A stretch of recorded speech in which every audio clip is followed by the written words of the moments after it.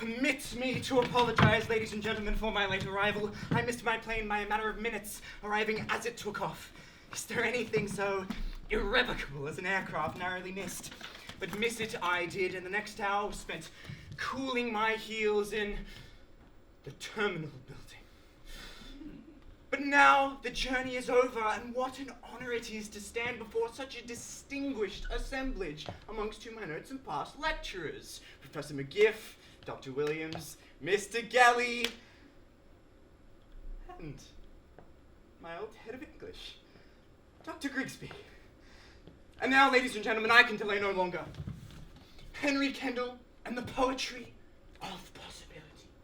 Despite Dr. Grigsby's recent printed opinion to the contrary, I propose to show that Henry Kendall is in fact a harbinger of our present age. First, a speedy background sketch. 1813, a date from the palm trees of history. I'm sorry, practicing before one's peer group is one thing, performing before professors is another. It must be remembered that up until this time, Australian verse did no more than ape English models. It was this conventional sensibility that Kendall decisively rejected. And so pace Dr. Grigsby in his recent opinion that Henry Kendall is confined by diction, prosody, and self-pity, in a petty bourgeois velvet cell of his own making. The truth of the matter is that it is Kendall that opens our eyes and ears to the majesty and mystery of nature, breathing alive, luxuriant, moving closer, ever closer, while we sit here fiddling with abstractions.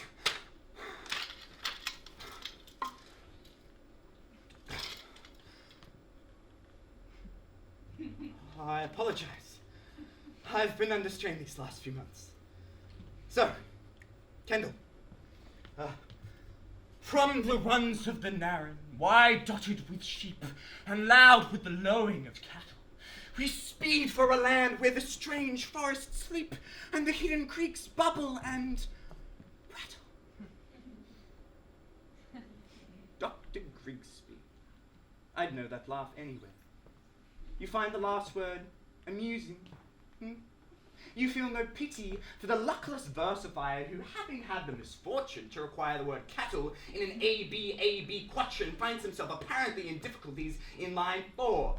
Yes, the hidden creeks bubble and brattle. One day, my faith in Henry Kendall will be redeemed. He will be recognized for the poet that he is. Apologies will be made. He will be raised up on high, and I will accompany him into his kingdom. And the Grigsbys of this world will come pleading for a drop of brattling water. The heat. So determined was my dear wife Margaret that I should be spared the delights of my presentation today, that my shirts were left unwashed. When the thunder ceases pealing, and the stars up heaven are stealing, and the moon above us wheeling throws a pleasant glances round. Oh, so hot. Indeed, the fact must be faced that Kendall had many weaknesses, and drink was one of them. But this scarcely justifies Dr. Grigsby's final and pitiless conclusion. Kendall wandered the streets and slept in the gutters of Sydney, saturated in alcohol, a condition for which he had no one to blame but himself. Grigsby dismisses in 4 contemptible pages the labours of 2 lives, not only the poet's but also my own. You want to bring Kendall down and meet with him? That's your plan?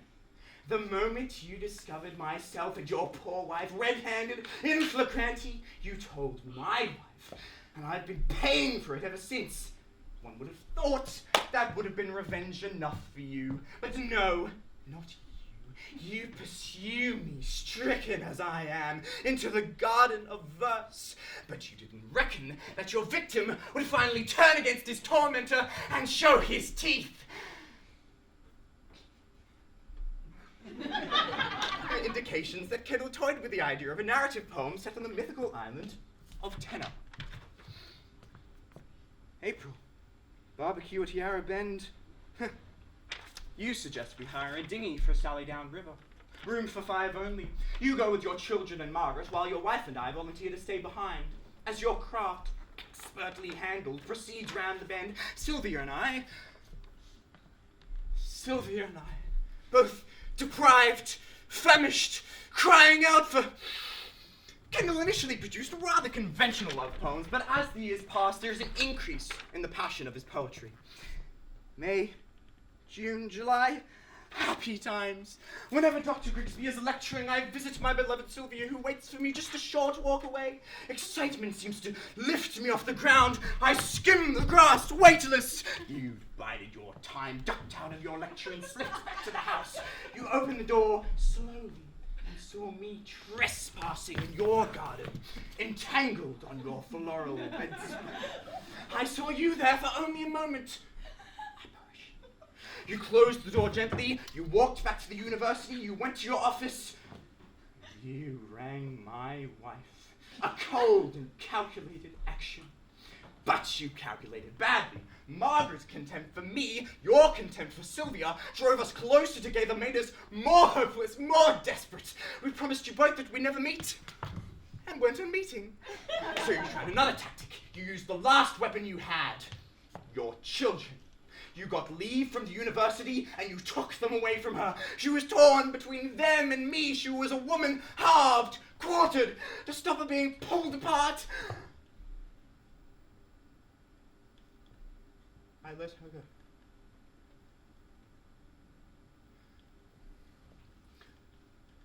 Kendall's love for Rose Barnett was deep and widening. The depths of his sorrow when his romance with her was finally broken haunts Farewell, one of his finest poems. And part we thus, the spell is broken. On thee my thoughts no more may dwell, and all that now remains is spoken in this sad, simple word. Farewell. I gave her up. You forced me out of her garden.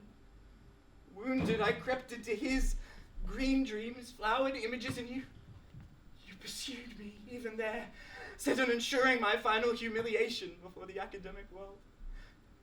Hoping to regain my footing, longing to retrieve all, to plumb the caverns of the imagination before an admiring audience of professors. The waters rising, the air growing more and more foul, dank, unbreathable. Sylvia? Sylvia!